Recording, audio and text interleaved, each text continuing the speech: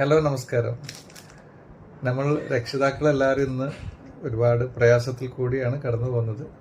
കാരണം social media, മാധ്യമങ്ങൾ, പത്രങ്ങൾ ഒക്കെ നോക്കിക്കഴിഞ്ഞാൽ മയക്കുമരുന്നും MDMA ഇല്ലാത്ത വാർത്തകളില്ല.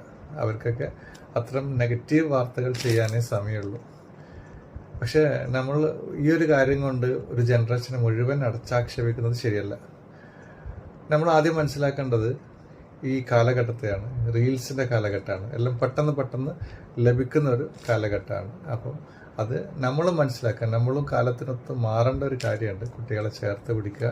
നമ്മളെല്ലാ വിഷയങ്ങളും കുട്ടികളോട് കൂടി അഭിപ്രായങ്ങളും അവരെയും നമ്മുടെ കുടുംബ പ്രശ്നത്തിലായാലും ഒക്കെയും അവരെയും കൂടി ഇടപെടുത്തുക എന്നുള്ളതാണ് നമുക്ക് ചെയ്ത് നടപ്പിലാക്കാൻ പറ്റിയ കാര്യം. കുട്ടികളെ ഒന്നിലും മാറ്റി നിർത്തരുത് എന്നുള്ളതാണ്. കുട്ടികളും പൊതുവെ എല്ലാത്തിൽ നിന്നും മാറി നിൽക്കുന്നതാണെങ്കിൽ പോലും അവരൊന്ന് ചേർത്ത് പിടിക്കുക. ചേർത്ത് പിടിച്ചു കഴിഞ്ഞാൽ ഒരു പരിധി വരെ അതിനൊക്കെ നല്ല റിസൾട്ട് ഉണ്ടാവാൻ സാധ്യതയുണ്ട്.